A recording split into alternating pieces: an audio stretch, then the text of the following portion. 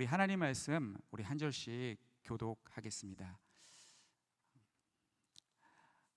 우리 고린도전서 9장 19절부터 23절까지 말씀, 제가 먼저 한 절, 우리 여러분이 한 절 서로 교독하겠습니다.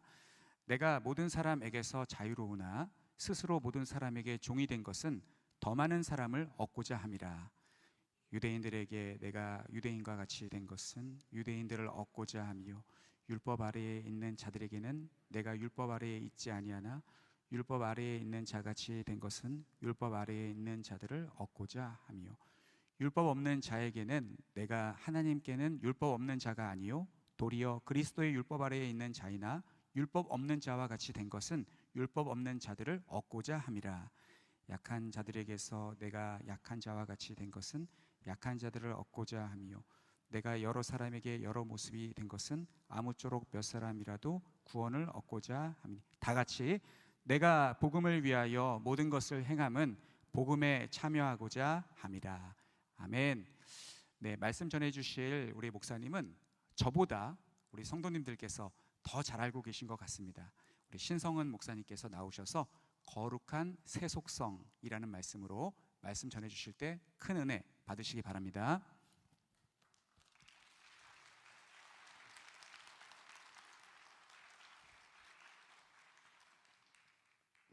반갑습니다.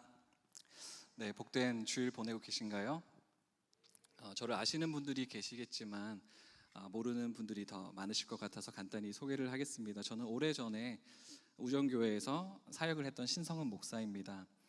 우정교회는 저의 첫 사역지인 동시에 평생의 동반자인 아내를 만난 축복의 사역지이기도 합니다. 전도사로 시작해서 강도사, 목사가 되었고 첫째 아들, 둘째 아들이 태어나서 자란 인생과 사역자로서의 추억이 짙게 묻은 그런 곳입니다. 현재는 캐나다 밴쿠버에서 유학 생활을 하고 있고요. 아내가 이틀 전에 출산을 하게 되어서 이 밴쿠버에서 며칠 전에 도착했는데 오늘 이렇게 설교의 자리까지 서게 되었습니다. 먼저 지금까지 저의 가정을 인도해 주신 하나님께 영광을 올려드리고, 오늘도 귀한 말씀의 자리를 세워주신 당회장 목사님과 당회원 장로님들, 또 우정교회 성도님들께 감사를 드립니다. 우정교회에서 사임한 지는 거의 10여 년이 지났는데요, 제가 다른 교회들을 섬기면서 그리고 많은 여러 목사님들과 함께 사역하면서 나는 우정교회에서 이런 것을 배웠구나, 이런 것을 특별히 훈련받았구나 라고 느낀 게 하나 있습니다. 우정교회는 기도를 정말 열심히, 정말 빡세게 합니다. 금요철회 때 어떤가요? 목이 터질 정도로 간절히 부르짖잖아요. 강단 기도를 하고 무릎이 저릴 정도로 열정적으로 기도를 합니다. 이른 시간 매일 새벽에도 부르짖습니다. 사역하는 동안 제 목청이 남아있지 않았어요. 어떨 때는 목이 너무나 쉬어서 내 목소리가 돌아올까 이렇게 걱정을 한 적이 한두 번이 아닙니다. 제가 처음 사역할 때는 이 목소리가 아니었습니다. 저음이 없었습니다. 소프라노에 가까웠었어요. 그런데 목이 쉬고 회복되고 목이 쉬고 회복되면서 지금의 목소리가 되었습니다. 그렇게 수년간 뜨겁게 기도회를 인도하다 보니까 저도 모르게 기도회를 인도할 때마다, 그리고 홀로 기도할 때마다 뜨겁게 부르짖게 되었습니다. 신기한 건 모든 교회가 우정교회처럼 그렇게 기도를 하지 않는다는 거죠. 그러면서 이런 건 어디에서도 배울 수 있는 것이 아니구나, 누구나 다 이렇게 되는 것은 아니구나 라는 생각을 하면서 우정교회에서 너무 귀한 사역을 배울 수 있어서 감사했습니다. 21년도 중순에 밴쿠버에 가서 이 공부를 해야겠다라는 결심을 하였는데요, 밴쿠버가 어떤 곳인지 잘 몰랐습니다. 물가가 높다는 얘기를 들어봤지만 그 당시 어느 정도인지는 몰랐거든요. 그런데 집을 알아보면서 렌트비 금액을 보고 충격을 받은 거예요. 거의 저의 한 달 사례비만큼의 비용을 월세로 내어야 하는 것이었습니다. 전세가 없어요. 전부 월세입니다. 매달 이 금액을 내야 한다고? 나는 과연 1년을 밴쿠버에서 버틸 수 있을까? 돈 때문에 불안감이 커졌습니다. 출국 날짜가 다가왔어요. 성남에서 살던 집을 정리하고 은행에서 보증금을 돌려받아야 되는 그런 시기가 되었습니다. 그때가 22년도 구정이었습니다. 이 3천만 원 정도가 제 통장으로 들어와야 하는 상황이었어요. 우정동에 있는 어머니 집에서 가족들과 보내다가 이 조카들과 저희 아이들을 데리고 우정동 아이파크 앞에 있는 놀이터에서 시간을 보내고 있었습니다. 그러다가 갑자기 문득 보증금 생각이 난 거예요. 그래서 제 계좌를 한번 확인해 봤습니다. 여러분, 얼마 정도가 들어와야 한다고 했죠? 3천만 원이죠. 제일 앞자리가 3이면 되는 거였습니다. 그런데 아무리 봐도 3이 안 보이는 거예요. 뭐지?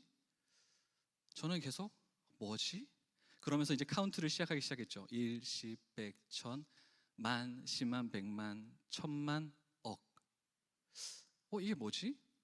그래서 다시 한 번 더 카운트했습니다. 1, 10, 100, 1000만, 10만, 100만, 1000만, 억. 앞자리가 1이었고 두 번째 자리가 3이었던 거예요. 그럼 얼마죠? 1억 3천만 원인 겁니다. 이게 뭐지? 저는 계속해서 뭐지? 왜? 이렇게 아무것도 하지 못하고 계속 질문을 했었습니다. 그때 아내가 무슨 일이야? 라고 물어봤어요. 그래서 은행에서 보증금으로 3천만 원이 들어오지 않고 1억 3천만 원이 들어왔어.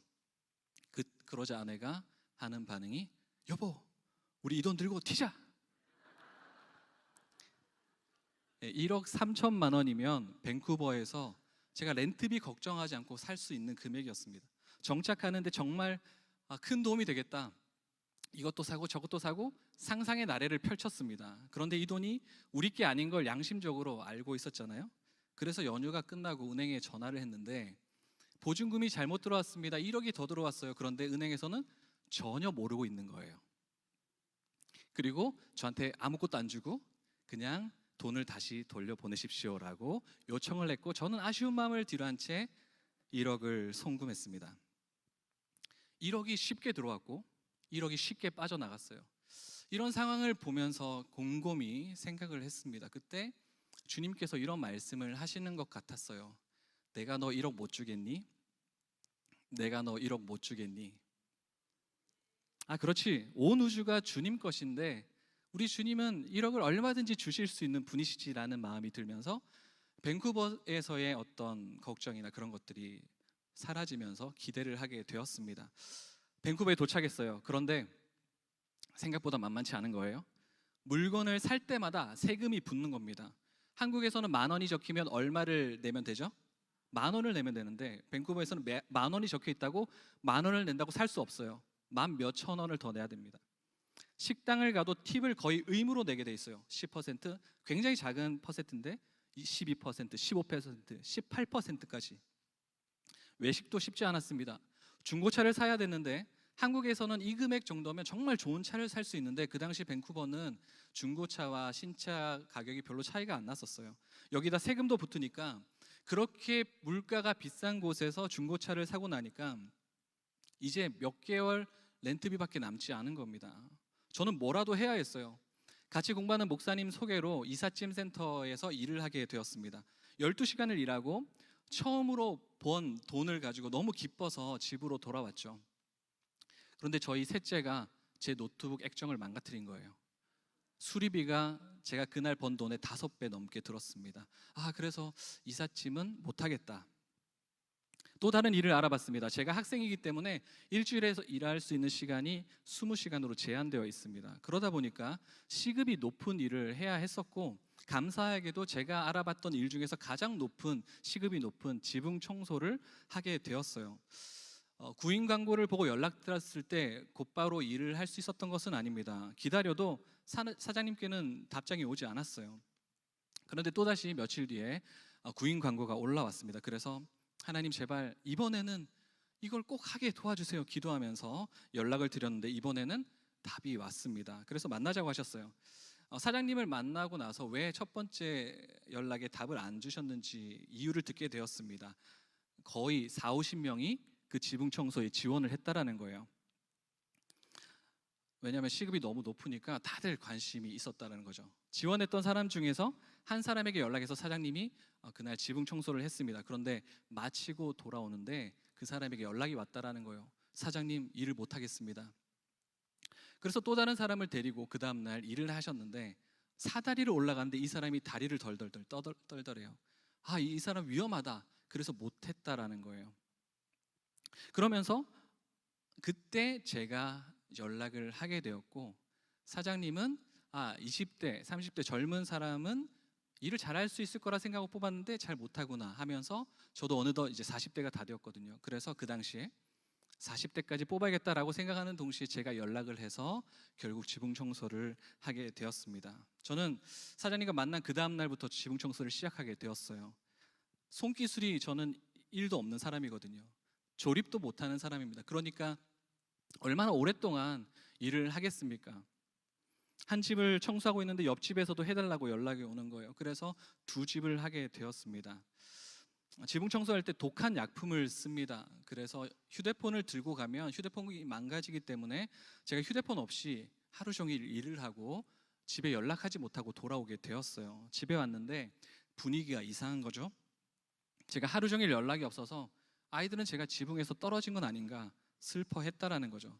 그 말을 듣고 마음이 짠했습니다. 그렇게 하루 이틀 힘들게 일을 하면서 때로는 멘탈이 흔들리기도 하고 위험한 순간도 있었지만 지금까지 계속해서 일을 할 수 있었고, 덕분에 밴쿠버에서의 삶을 살아가는 데 큰 도움이 되었습니다.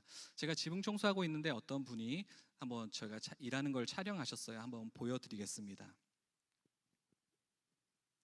3층짜리 하우스 지붕 청소인데요. 지붕은 아스팔트 재질로 되어 있습니다. 여러 가지 재질인데 저 집은 아스팔트로 되어 있고요. 비가 많이 와서 지붕 사이에 이끼가 끼거든요. 이끼가 자라면서 지붕의 역할을 감당하지 못하게 하고, 그래서 그 이끼를 제거하는 일을 하는데 처음에는 파워워시로 큰 거를 떨어뜨려내고, 그 다음에 지금 뿌리는 것은 약품이에요. SH라는 약품인데 그 약을 뿌려서 이끼의 씨앗까지 다 말려버리는 거죠. 약품이 굉장히 셉니다. 그래서 이제 튀어서 화상을 입기도 하고, 지금 보는 옷이 다 헤어졌어요. 그러니까 약품 때문에 변색되고 헤어진 겁니다. 저렇게 옆에 있는 지붕처럼 그런 집들을 저는 지금까지 그리고 계속 하고 있습니다. 돌아가서도 앞으로 계속 할 거고요.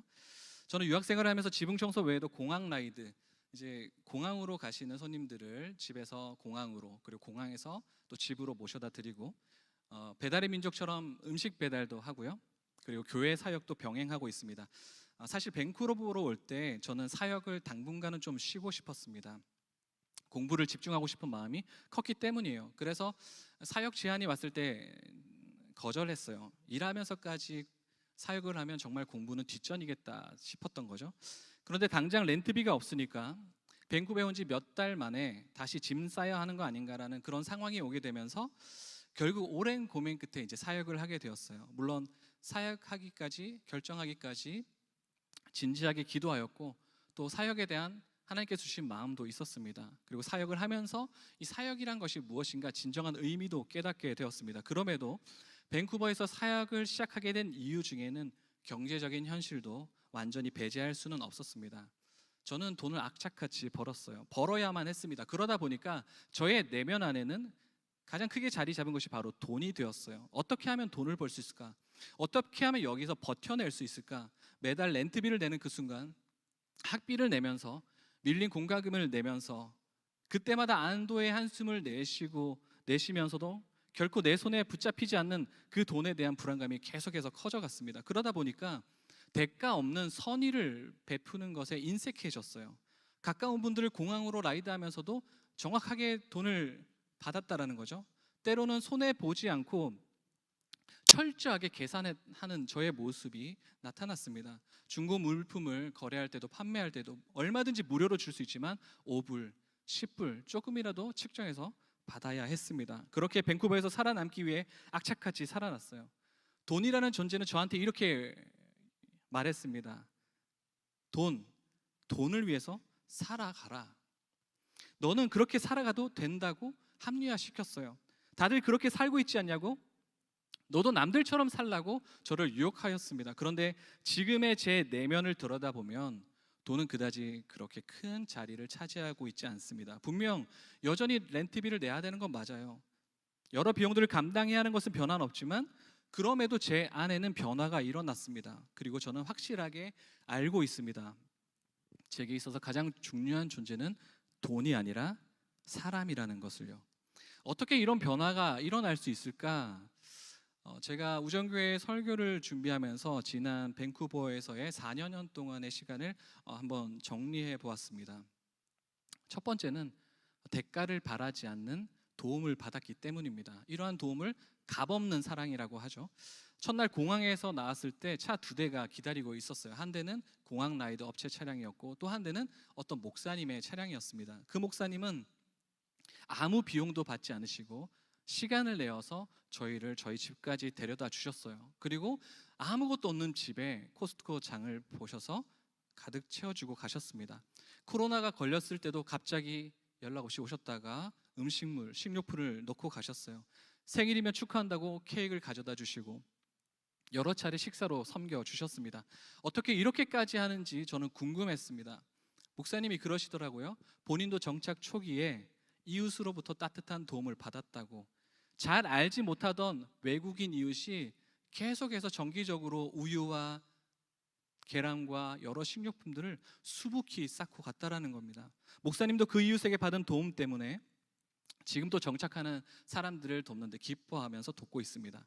이러한 도움은 도와주는 사람에게는 비경제적입니다. 몇십만 원이 그냥 사라지고 없어지는 거잖아요. 그리고 도움을 준다고 해서 보상을 받는 것도 아닙니다. 손해입니다. 그저 퍼주기만 하는 거죠. 그런데 이러한 도움은 경제적 논리로 꽉 차 있던 저의 마음을 서서히 녹아내리게 했습니다. 이익이 아니면 움직이지 않던 저의 마음을 조금씩 움직이게 했던 겁니다. 그렇게 조금씩 제 내면에는 변화가 시작되었어요. 두 번째, 사람을 중요하게 여기게 된 이유는 제가 생활하는 이 밴쿠버의 분위기 자체가 사람을 소중하게 여기는 분위기입니다. 한국에서 저 운전할 때는 경적을 정말 자주 울렸습니다. 무단횡단하는 사람이 보이면 인정사정 없이 빵 하고 몇 초간 경적을 울렸습니다. 교통법규를 지키지 않는 사람이 향해서 분노했고 작은 법규를 어겨도 화를 내는 그런 경적을 울리면서 저는 저의 분을 표시했습니다. 심지어는 교통신호를 안 지키는 사람은 다칠 수 있다, 다쳐도 괜찮다라는 잔인한 마음까지도 품기도 했습니다. 제 내면에는 사람보다는 법이 더 중요하게 자리 잡고 있었던 것이죠. 그런데 밴쿠버 가보니까 사람이 우선이더라고요. 신호가 없는 횡단보도에 사람이 가까이 옵니다. 그러면 여러분들은 어떻게 하시나요?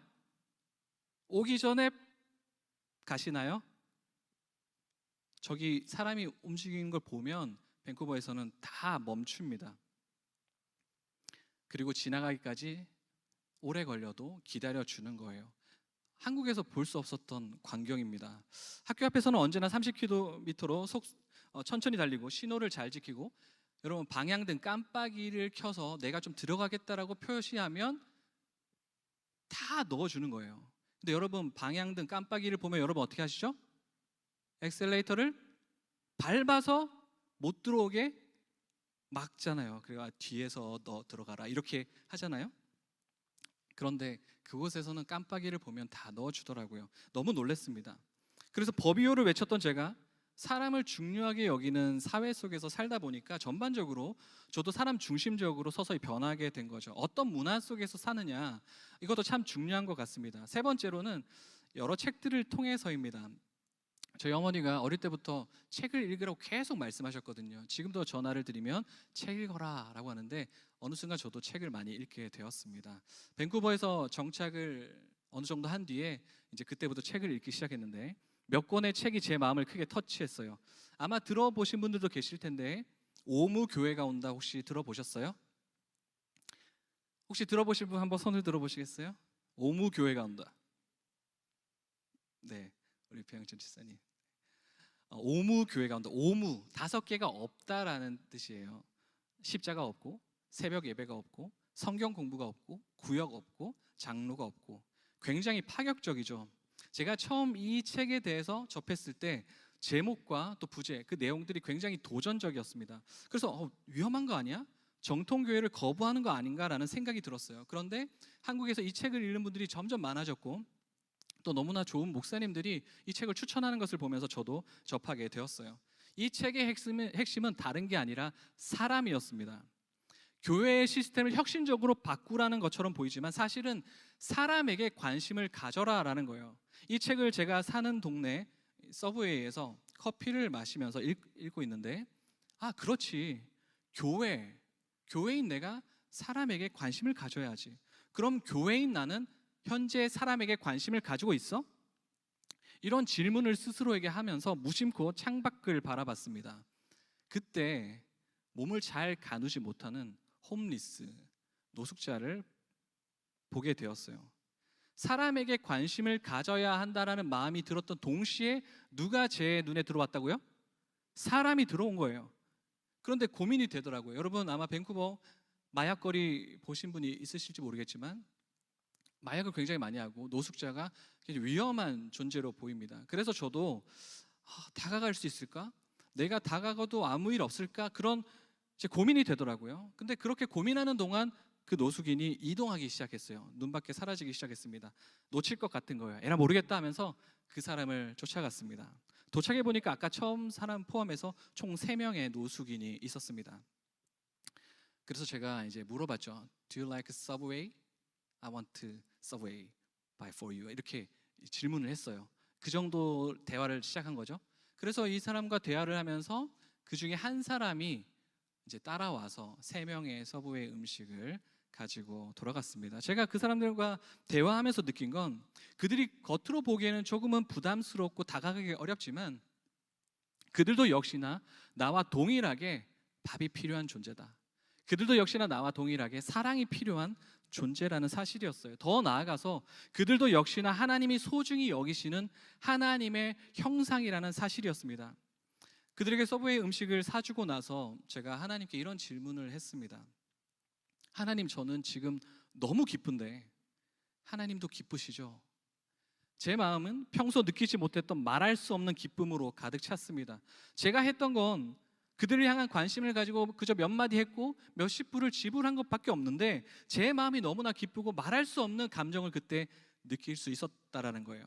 다른 사람을 위해 산다라는 것, 다른 사람을 위해서 무언가 노력한다는 건, 그래서 다른 사람을 도와줄 수 있다는 건 상대방뿐만 아니라 나에게도 너무나도 큰 기쁨을 준다라는 것을 깨닫게 되었습니다. 또 한 권의 책이 있는데 두 번째 산이라는 책입니다.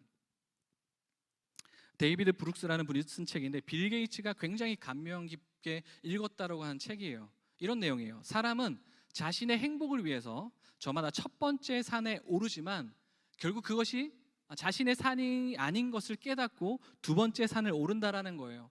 두 번째 산은 다른 사람을 위해 살아가는 삶을 말합니다. 두 번째 산을 오를 때, 다른 사람을 위해 살아갈 때 우리에게는 개인이 달성한 목표로 인해서 일시적으로 누리는 그런 행복보다 훨씬 더 지속적인 큰 기쁨을 누릴 수 있다라고 한다는 거죠. 아까 제가 누렸던 그 기쁨을 말하는 것입니다. 제가 밴쿠버에 도착한 지 1년이 지나서 한 유튜버를 만나게 되었어요. 그분은 이방인 성공시대라는 컨텐츠를 찍는 분이었습니다. 밴쿠버에서 나름 자리를 잡고 성공한 스토리를 영상으로 담았어요. 제가 그분을 공항으로 모셔다 드리는데 갑자기 저를 촬영하고 싶다라고 말씀을 하시면서 촬영의 이유를 이제 말씀하시는 거였어요. 목회자로서 열심히 일도 하시면서 살아가는 분을 찍고 싶다라고 하셨습니다. 하나님, 제가 이걸 찍어도 될까요? 저는 성공도 하지 않았는데요. 제가 이걸 찍음으로 유익한 것이 있을까요? 그렇게 고민하면서 긴가민가하며 촬영에 임하게 되었습니다. 아마 영상을 보신 분들도 계실지 모르겠는데 제가 했던 말들을 저는 기억합니다. 이곳에서 행복하게 지내는 것이 목표라고, 만약 이 행복을 희생해야 한다면 저는 돌아가겠다라고 그렇게 유튜브에서 얘기했습니다. 곰곰이 생각해보면 제 30대 후반부터 저는 이 행복이라는 단어를 굉장히 갈망했던 것 같아요. 그리고 어쩌면 이 행복을 좇아서 밴쿠버에 갔던 것인지도 모르겠습니다. 사역하면서도 행복한 것이 중요했고 가정에서도 그랬고 제 삶 자체에서도 행복을 누려야 그것이 만족된 삶이었어요. 그런데 두 번째 산을 읽으면서 나 자신이 추구해야 하는 행복보다 더 중요한 것이 있는데 그것은 바로 다른 사람을 위해서 살아가는 삶이라는 거예요. 다른 사람을 위해서 살아가게 될 때 넘치는 기쁨을 경험할 것이라는 겁니다. 이렇게 저는 여러 경험과 또 그곳의 문화, 환경을 통해서 그리고 독서를 통해서 돈 중심적이고 개인주의적이었던 저의 삶에서 다른 이들을 위한 삶, 사람을 위한 삶으로 점점 변하게 되었습니다. 그러나 그 어떤 이유보다도 가장 큰 비중을 차지하고 있고 제 삶에 지대한 영향을 미치고 있는 그 이유가 있는데 그것은 바로 복음입니다. 마가복음 1장 1절에 하나님의 아들 예수 그리스도의 복음의 시작이리라 선포합니다. 복음의 시작이신 예수 그리스도, 그분은 우리를 구원하기 위해서 하늘 영광을 버리고 이 땅에 내려오셔야 했죠. 신으로서 너무나도 완벽한 곳, 영광으로 가득 찬 곳에 그냥 그곳에 계셨어도 되는데 굳이 내려오셨다라는 거예요. 왜요? 예수님이 아니면 우리는 멸망당하기 때문입니다. 예수님이 내려오지 않고서는 우리가 하나님께로 도저히 스스로 찾아갈 수가 없기 때문인 거죠. 예수님께서는 우리를 포기할 수 없어서 그래서 이 땅에 내려오셨습니다. 이 땅에 오신 예수님은 세상의 힘과 돈과 권력을 좇지 않으셨어요. 사람들을 만나시면서 사람들에게 복음을 전하시고 가르치시고 고치셨습니다. 예수님은 사람들을 차별하거나 가리지 않으셨어요.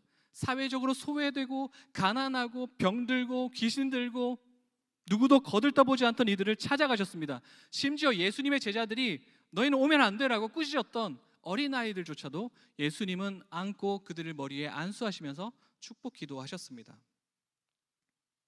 세상은 사람 자체를 소중히 여기지 않습니다. 단 돈을 많이 가진 사람, 힘과 권력을 가진 사람, 인기 있는 사람, 그런 사람들을 좋아하는 거죠. 전부 어떤 조건이 달립니다. 사람 자체는 그다지 중요하게 여기지 않는다라는 거예요.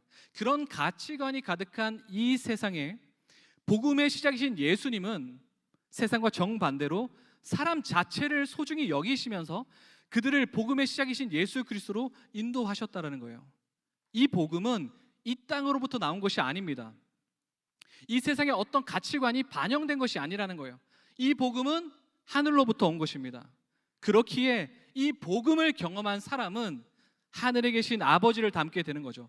우리의 구원자 되신 예수 그리스도를 닮아가게 되는 겁니다. 그래서 하나님이 그러신 것처럼, 예수님이 그러신 것처럼 복음을 경험한 사람들의 시선과 관심은 이 땅에서 성공이나 이 땅에서 누리게 될 안락한 삶이 아닙니다. 그러면 무엇에 관심을 가지게 되겠습니까? 사람입니다. 눈앞에 보이는 사람들을 진심으로 바라보게 되는 거예요. 그동안은 여러분 있는지 없는지 별로 신경 쓰지 않았던 그런 사람들, 그런데 하나님이 나를 사랑한다는 그 복음에 내가 반응하게 될 때 이제서야 사람들이 눈에 들어오게 된다는 거예요. 그들을 관찰하게 되고 그냥 지나치지 않게 됩니다. 그들의 삶이, 그들의 영혼이 보이게 된다는 거죠.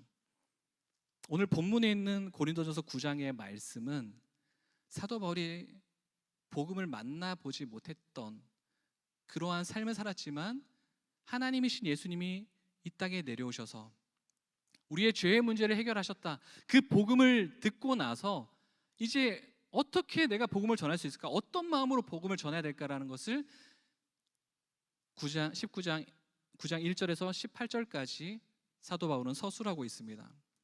1절 말씀을 여러분 한번 보시면요, 갑자기 사도 바울이 자기가 자유인이다, 사도라라는 그런 말을 합니다.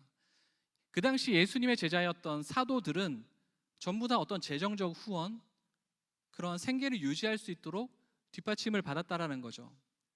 그런데 사도 바울은 어떻게 사역을 했습니까? 일을 하면서 사역을 했어요. 자기가 번 돈으로 생계를 이어갔던 것입니다. 그러니까 이제 교회 공동체 안에 사도 바울을 비난하는 그룹들이 생긴 거예요. 너가 정말 사도가 맞냐? 왜 다른 사도들은 다 일을 하지 않고 사역에만 열심히 하는데 너는 왜 그렇게 일을 하면서까지 사역을 하니? 너는 사도가 아닌 거 아니냐? 이런 비난을 듣게 됩니다.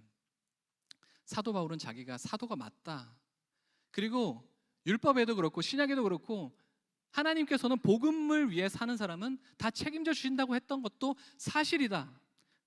그러나 내가 이 복음을 위해서 나는 생계를 지원받아야 될 그 권리를 쓰지 않는다라고 말을 해요. 왜 이 권리를 쓰지 않은 것일까요? 12절 말씀을 보니까 이렇게 말하고 있습니다. 복음에 아무 장애도 없게 하기 위해서, 복음을 전하는 데 있어서 내가 생계를 지원받게 된다면 복음을 좀 더 잘 전하는 것이 막아지는 거기 때문에 내가 조금 힘들어도 괜찮아, 내가 정말 너무나 피곤해서 너무나 지쳐도 괜찮아, 복음이 잘 전할 수만 있다면 나는 이 권리를 쓰지 않을 거야 라고 외쳤던 사도 바울입니다. 18절 말씀을 보면 사도 바울은 이 복음에 대해서 어떻게 생각하는지 정말 잘 알 수 있는 말씀이 18절인데 같이 한번 읽어보겠습니다. 시작. 그런즉 내 상이 무엇이냐? 내가 복음을 전할 때 값없이 전하고 복음으로 말미암아 내게 있는 권리를 다 쓰지 아니하는 이것이로다. 아멘. 여러분, 상은 뭐예요? 뭔가 보상을 받는 거잖아요. 대가를 받는 거잖아요. 여러분이 무언가를 받고 싶은 상이 있잖아요. 그런데 사도 바울은 자기의 상이 뭐라고 얘기하나요? 대가 없이, 값 없이 복음을 전하는 것이 상이래요. 그러니까 자신이 쓸 수 있는 그 권리, 내가 얼마든지 후원을 받을 수 있지만 그것을 쓰지 않고 내가 전할 수 있는 그것이 뭐라고요? 상이라는 거예요. 사도 바울에게 있어 상은 너무나 놀랍죠. 우리가 평소에 가지고 있는 어떤, 하나님 내가 이것을 했기 때문에 내가 원하는 것은 이것입니다, 이 상을 내게 주세요, 보통은 우리가 이렇게 살아가지만 사도 바울은 그렇지 않았다라는 거예요. 계속해서 그는 복음을 위해서 살면서 하나님, 내게 지금도 이 상이 나한테 주고 계시군요. 내가 비록 힘들지만 내가 값없이 복음을 전하는 것, 이것이 나의 상입니다. 내가 이 권리를 쓸 수 있지만 복음의 장애가 되지 않기 위해서 나는 정말 열심히 하는데 이것이 내 상입니다. 여러분, 사도 바울은 누구나 보기에 고통스러운 삶을 살아봤을지 모르지만 그러나 결국 그의 삶은 상으로 가득 찬 인생이 되었다라는 거예요. 그가 원했던 상은 바로 이런 것이었기 때문이라는 것입니다. 얼마나 기쁘게 사도 바울이 복음을 전했겠습니까? 오늘 본문에서 사도 바울은 다시 이렇게 얘기합니다. 19절에 보니까 나는 모든 사람에게 자유로워, 모든 사람에게 자유롭다라는 얘기를 해요. 여러분, 자유의 반대가 뭐죠? 구속된다는 거잖아요. 갑자기 나는 모든 사람에게 자유로운데 스스로 모든 사람에게 무엇이 되었다라고 19절에 얘기하고 있습니까? 종이 되었다라고 하는 거예요. 나는 모든 사람들 상관없어, 난 내 마음대로 살아도 돼, 나는 그 사람들 별로 나와는 관계가 없어, 이렇게 분명히 자유한데 스스로 모든 사람에게 종이 되었다라고 얘기를 하는 겁니다. 그러면서 왜 종이 되었느냐? 19절 끝에 뭐라고 되어 있습니까? 더 많은 사람을 얻고자 함이라. 자유하지만 스스로 모든 사람에게 종이 된 이유는 더 많은 사람을 얻고자 함이다라고 되어 있어요. 20절에 보니까 얻고자 함이다라는 게 두 번 나옵니다. 누구를 얻고 누구를 얻고라가 나와요. 유대인들을 얻고 율법 아래에 있는 자를 얻고. 21절에 보니까 누구를 얻고라고 나옵니까? 율법 없는 자를 얻고. 22절에 보니까 누구를 얻고라고 나오죠? 약한 자들을 얻고라고 되어 있습니다. 여러분, 사도 바울이 지금 모든 사람에게 스스로 종이 되어서 그들을 얻고자 함이라고 했는데 유대인도 얻고 율법 아래에 있는 자도 얻고 율법 없는 자도 얻고 약한 자도 얻고라고 했는데 이 얻고라는 말의 뜻이 뭘까요? 사도 바울이 스스로 종이 되어서 얻고자 한다고 했는데 그 얻고자 한다는 뜻이 뭘까요? 왜 이토록 사도 바울이 스스로 종이 되었던 것일까요? 22절 끝에 나와 있어요. 이 얻고자 함이다라는 뜻은 무엇인가요? 구원하고자 함이다라는 거예요. 모든 사람에게 자유로워요, 괜찮아요, 그냥 살아가도 되는데 일부러 연결시키는 거예요. 그래서 그들을 어떻게 하겠다? 구원하고자 하겠다. 그들을 구원할 수만 있다면 내가 스스로 종이 되겠다. 여기서 이제 네 가지의 그룹이 나옵니다. 첫 번째 20절에 보니까 유대인 그룹이 나와요. 그리고 또 누구라고 했죠? 율법 아래에 있는 자들. 그 다음에 율법 없는 자. 그 다음에 약한 자라고 했습니다. 이들을 얻기 위해서 사도 바울이 했던 방법이 있어요. 말씀에 동일하게 반복되어서 나오는데 혹시 뭐라고 되는지 아시나요? 이들을 얻기 위해서 어떻게 되었다? 이들처럼 되었다라는 거예요. 유대인들을 얻기 위해서 유대인처럼 되었다.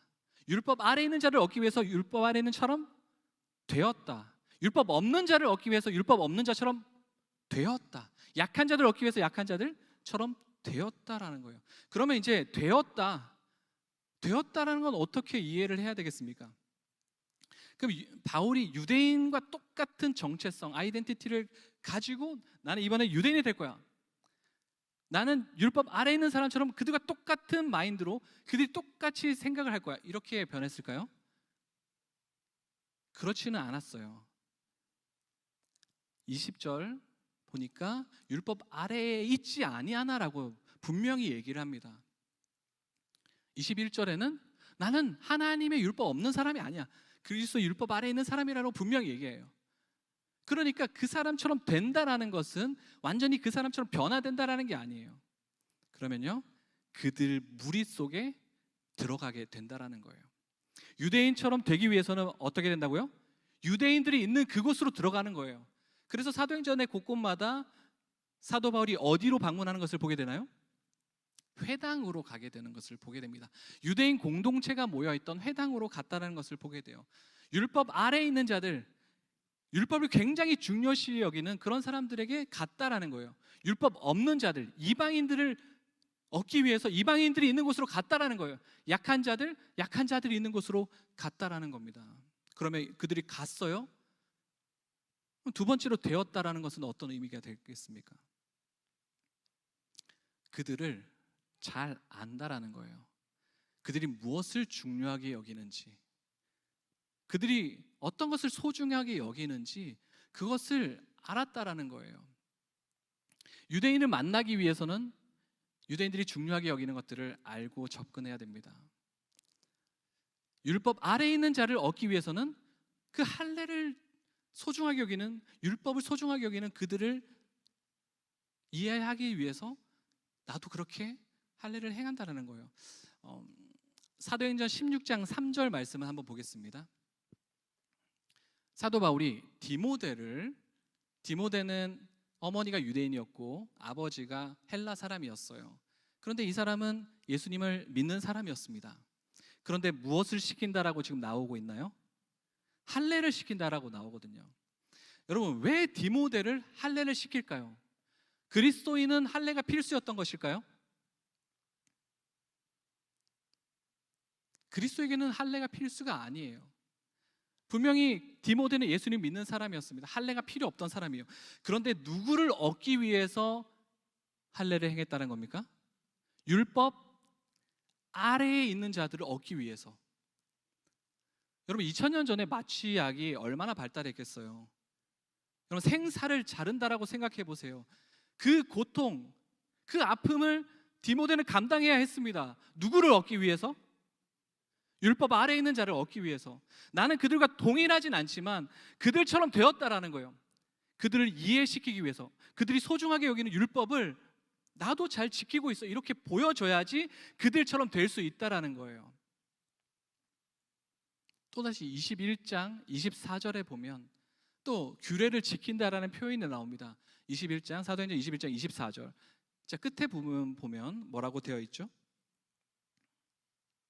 그들이 율법을 잘 지킨다라고 알게 되었다라는 거예요. 24절입니다. 그래도 율법을 지켜 행하는 줄로 알 것이니라. 규례를 지키는 이유는 다 자유로워요. 사도 바울은 자유로웠어요. 지키지 않아도 돼요. 그런데 율법 아래에 있는 자들을 얻기 위해서, 그들처럼 되기 위해서 율법을 지켰다라는 겁니다. 그 다음 또 세 번째 부류는 누가 있죠? 율법 없는 자. 사도행전 17장 18절에 보니까 사도 바울이 그리스 아테네에서 이제 많은 철학자들을 만나게 되는데 거기에 에피쿠로스 학파나 스토아 학파 사람들이 있었습니다. 사도 바울이 철학을 전혀 알지 못하고 이들과 대화했을까요? 잘 알았다라는 거예요. 그들이 어떤 생각을 가지고 있는지, 그들의 문화가 어떤 건지 그것을 알고 그들에게 접근했다라는 겁니다. 그래야 그들을 얻을 수 있다라는 것입니다. 그리고 사도행전 17장 23절에 사도 바울이 아테네에 있는 우상들을 바라보면서 너무 화가 났어요.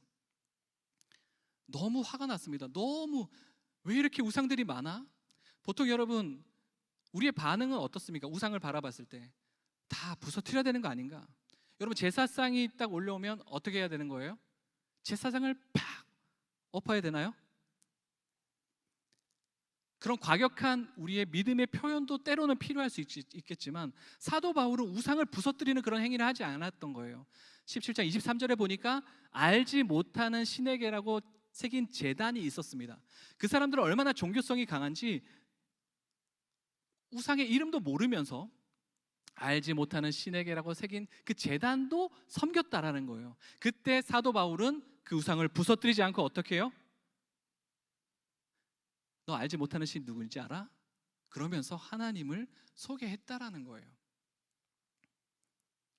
그들처럼 된다라는 것은 배척하고 무시하고 반대하는 것이 아니라 그들의 것을 인정하고 알고 접근한다는 것을 의미합니다. 마지막으로 약한 자에게 다가갔습니다. 사도행전 16장에 보니까 귀신 들렸던 여종이 있잖아요. 근데 그 여종을 쫓아내면서 귀신을 쫓아내면서 어떤 불이익을 당했나요? 감옥에 가는 일을 당했습니다. 매를 맞았어요. 아무도 건들지 않던 그 연약한 영혼의 부르짖음을 떴던 그 약한 자에게 사도 바울은 다가가서 귀신을 쫓아내는 일을 했습니다. 감옥에 들어가 나오고 나서 옥문이 열렸을 때 간수가 자결하려고 했어요. 자살하려고 했습니다. 여러분, 자살하려고 하는 그 사람이 눈앞에 보였을 때 여러분 어떻게 할 수 있습니까? 안 됩니다! 이렇게 외칠 수 있나요? 여러분, 약한 자들에게 다가갈 때는 나도 동일하게 약한 자들이 받는 그 시선을 나도 받을 거라는 각오를 하게 돼 있어야 되는 거예요. 그게 엄청나게 부담이 되는 겁니다. 자살하려고 하는 사람에게 다가간다는 것은 엄청나게 나도 부담이 되는 일이에요. 그러나 그들에게 다가가서 그들처럼 되었다라는 것이에요. 그들처럼 되어야지만, 그들과 접촉해야 되지만, 그들이 지금 어떤 걸 생각하고 있는지 알아야지만 결국 그들을 얻게 된다라는 겁니다. 여러분, 두 번째 산, 아까 말씀드렸던 그 책처럼 요즘에 다른 사람을 위해서 살아가는 사람들이 굉장히 많습니다. 기부도 많이 하고요, 좋은 일을 많이 합니다. 그런데 사도 바울이 말했던 그 사람을 얻는다, 구원을 얻는다, 이것은 그 사람에게 찾아가고 그 사람을 이해하는 정도로는 불가능한 일이에요. 결국에는 무엇을 해야 되나요? 예수님을 전해야 되는 거예요. 그들에게 지금 필요한 것은 예수님이다. 당신의 상황도 알겠고 당신이 무엇을 중요하게 여기는지 나도 다 잘 알겠습니다. 그런데 당신에게 정말 필요한 것은 바로 나를 위해서 이 땅에 오신 예수님, 그분을 만나야 됩니다. 여러분, 그것이 되어야지 구원을 할 수 있다, 얻을 수 있다라는 겁니다. 23절 말씀을 우리 한번 같이 읽어보겠습니다. 고린도전서 9장 23절 같이, 오늘 본문 말씀 마지막인데요, 같이 읽어볼까요? 시작. 내가 복음을 위하여 모든 것을 행함은 복음에 참여하고자 함이라. 아멘. 사도 바울이 이렇게까지 했던 이유는 무엇에 참여하기 위해서라고 되어 있습니까? 복음에 참여하고자 하기 위해서요. 이 복음에 참여한다는 것은 예수님이 어떻게 하셨는지를 아는 사람이 반응하는 거예요. 복음이라는 것이 무엇인지 아는 사람이 이렇게 행동한다는 거죠. 예수님께서 어떻게 하셨어요? 하늘 보좌를 버리고 가장 영광스러운 그곳에 계속 머물지 않으시고 죄가 많은 이 땅에 내려오신 거예요. 복음이라는 것이 바로 그것입니다. 성육신입니다. 몸이 되시고 육체가 되셨다. 아무 소망 없는 우리를 얻기 위해서 예수님은 하늘 보좌를 버리고 이 땅에 오셨고, 그래서 그 복음을 경험한 사람은 복음에 참여하고자 하는데, 그래서 다른 사람을 얻기 위해서 나아가는 삶을 살게 된다라는 것입니다. 여러분, 교회는 이중적 정체성이 있습니다. 하나는 거룩이에요. 여러분, 거룩과 우리는 상관없는 사람이잖아요. 하나님을 전혀 알지 못했던 사람이잖아요. 그런데 이제 그 복음을 받아들이고 우리 안에 거룩한 영이신 성령께서 들어오심으로 우리는 거룩한 존재가 되었습니다. 세상과 구별된 존재가 되었습니다. 그래서 이 거룩을 예배로도 볼 수 있어요. 우리가 주일마다 모여서 예배하는 이유, 거룩한 하나님의 무리들이 하나님을 예배하기 때문에, 구별된 삶을 살기 위해서 우리는 예배를 드리는 겁니다. 거룩. 근데 또 하나의 정체성이 있습니다. 또 하나의 정체성은 선교입니다. 무엇이라고요? 선교. 우리가 거룩한 구별된 무리로서 예배를 드리는 거룩이 있다면, 우리는 역시나 예수님이 보여주신 것처럼 성령께서 임하시고 이 땅에서 복음이 흘러간 것처럼 동일하게 우리가 교회의 정체성으로서 선교, 전도를 하는 것이 마땅하다라는 거예요. 존 스토트 목사님이라는 영국의 굉장히 복음주의 목사님, 영향력 있는 목사님이 계신데, 그분이 살아있는 교회라는 책에서 이런 말씀을 하셨어요. 교회는 세상을 구원하는 구조로 되어야 되는데, 만약 교회가 그 모이는 것 자체가 목적이 된다면 그것은 굉장히 조심스럽지만 이단적인 구조가 될 수 있다라고 하는 겁니다. 우리가 모여서 예배하는 거 굉장히 중요해요.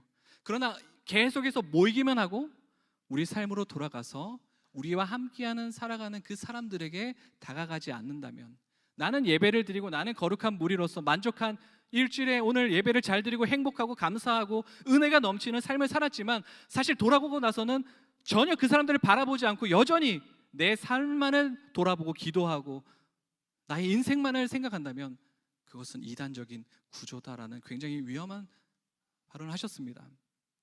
여러분, 우리 예수님이 그렇게 사셨잖아요. 우리 예수님이 그렇게 사셨습니다. 우리 예수님께서 보여주셨습니다. 그럼 우리도 그렇게 살아가야 되는 거예요. 오늘 제목이 혹시 뭔지 기억나시나요? 한 번도 언급을 안 했는데 거룩한 세속성입니다. Holy Worldliness. 세속적이라는 말은 우리가 좀 거부감이 있는데 사실 오늘 거룩과 선교 이 두 가지를 다 담고 있는 한 단어예요. 교회의 표지, 교회의 마크, 교회의 사인은 거룩한 세속성이에요. 거룩함을 가지고 어디로 나아가야 된다고요? 세상으로 나아가야 된다. 여러분 옆에 있는 사람들, 여러분 만나는 사람들, 그 사람의 삶을 돌아보시기 바랍니다. 제가 밴쿠버에서 오면서 이제 세 분을 이제 대화를 하게 됐는데, 첫 번째는 비행기 안에서 제 옆에 앉았던 분이고, 그 다음에는 비행기에서 내려서 광명역까지 가는 택시 운전하셨던 분이고, 그리고 광명역에서 울산역으로 오면서 울산역에서 다시 집으로 오는 택시 운전하신 분이었어요. 제 마음속에 어떤 마음이 있었을까요? 대화를 하면서 제가 어떤 마음이 있었을까요? 그들을 얻기 위함이다. 그들을 구원하기 위함이다.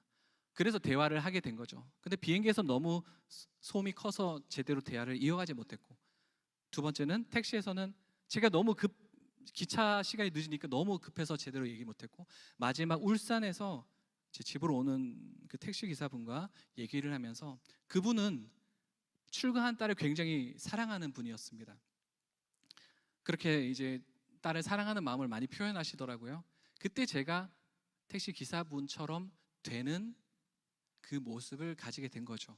그분의 마음의 입장에서 생각해서 누구를 얘기했냐면 하나님도 자기가 정말 사랑하는 아들 예수님이 있습니다. 만약 선생님이 다른 사람을 살리기 위해서 따님을 희생할 수 있습니까? 아니, 못하죠.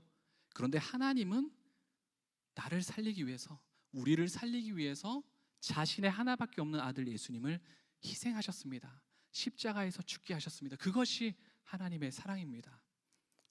저는 그 안에서 거룩한 세속성을 생각하면서 그분과 대화하는 가운데 어떤 것이 하나님의 복음에 연결될 수 있을까 고민하면서 그렇게 전했습니다. 때로는 이것이 두려운 일일 수도 있어요. 그러나 우리가 복음 안에 들어가게 되고 그분의 사랑을 발견하게 되고 그분이 나를 향해서 보여주신 그 은혜를 내 마음속에 가득 넘치게 되면 사람을 무시하는 것이 아니라 관심을 가지게 되고 결국 대화하면서 누구를 전하게 된다고요? 예수 그리스도 복음을 전하게 되고 결국 우리를 통해서 하나님은 사람을 얻기를 원하시는 거예요. 구원하기를 원하신다라는 겁니다. 2026년도 여러분 정말 많은 사람들이 아니라 할지라도 반대하는 사람이 있고 거부하는 사람이 있다 할지라도 상관없어요. 사람을 소중하게 여기면서 그들과 대화하는 가운데 복음을 전하시고 그들을 얻으시는, 구원하시는 사랑하는 우정교회 성도님들 다 되시기를 주님의 이름으로 축복합니다. 우리 함께 말씀 기억하시면서 찬양하도록 하겠습니다.